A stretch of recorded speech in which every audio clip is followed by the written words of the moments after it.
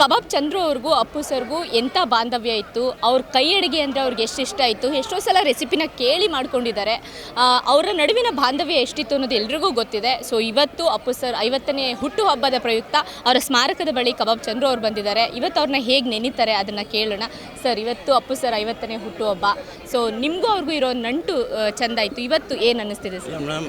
ಒಂದು ಖುಷಿ ಆಗುತ್ತೆ, ಅದೇ ಪ್ರೀತಿ ಇದೆ, ಅದೇ ಜನ ಇದ್ದಾರೆ, ಅದೇ ಇದಿದೆ. ಆದರೆ ಅವ್ರು ಇದ್ದಾರೆ, ಅವ್ರು ದೇವರಾಗಿದ್ದಾರೆ. ಎಲ್ಲರೂ ದೇವ್ರು ನೋಡ್ತಾ ಇದ್ದಾರೆ. ನಾವು ಇವಾಗ ದೇವ್ರು ಇದ್ದಾರೆ ಅಂತ ತಾನೇ ದೇವ್ರ ಫೋಟೋಗೆ ಪೂಜೆ ಮಾಡ್ತೀವಿ. ಹಾಗೆ ದೇವ್ರು ಇದ್ದಾರೆ ಅಂದ್ಕೊಂಡು ನೋಡ್ಕೊಬೇಕು, ಖುಷಿಯಾಗಿ ಹೋಗಬೇಕು.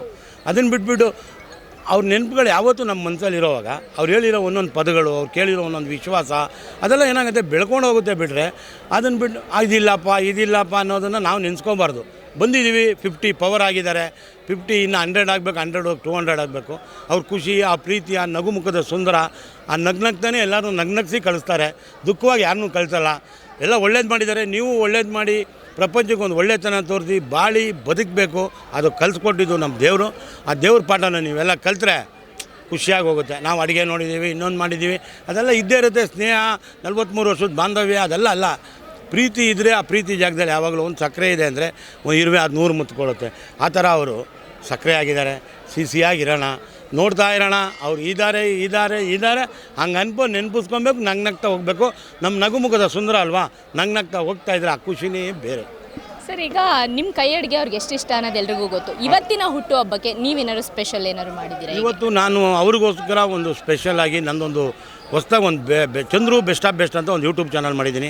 ಅದರಲ್ಲಿ ಒಂದು ನಾಟಿ ಕೋಳಿ ಸಾರು ಅಂದರೆ ತುಂಬ ಇಷ್ಟ ಅವರಿಗೆ. ಒಂದು ಮೊಟ್ಟೆ ಸರ ತೊಗೊಂಡು ನಾಟಿ ಕೋಳಿ ಸಾರು ಮಾಡಿ ಇವತ್ತೆಲ್ಲ ಪ್ರಪಂಚ ಅಭಿಮಾನಿಗಳೆಲ್ಲ ಕೇಳ್ತಾಯಿದ್ರು.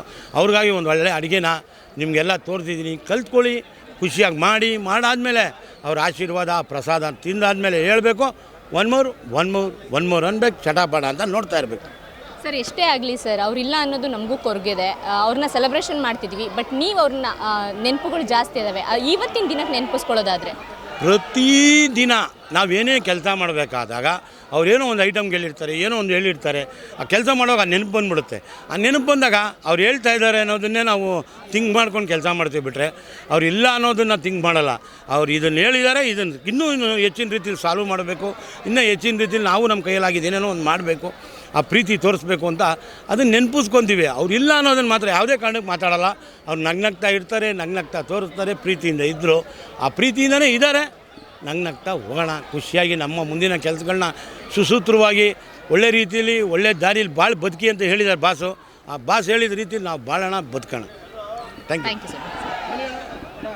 ಇದು ಅಂದರೆ ಇವತ್ತು ಅಪ್ಪುಗೋಸ್ಕರ ಒಂದು ನಾಟಿ ಕೋಳಿ ಸಾರು ಮಾಡಿದ್ದಾರೆ ಕಬಾಬ್ ಚಂದ್ರು ಅವರು. ಕ್ಯಾಮ್ರಾ ಪರ್ಸನ್ ಕೆಂಪೇಗೌಡ ಜೊತೆ ಸರೋಜಾ, ಈ ಸಂಜೆ ನ್ಯೂಸ್, ಬೆಂಗಳೂರು.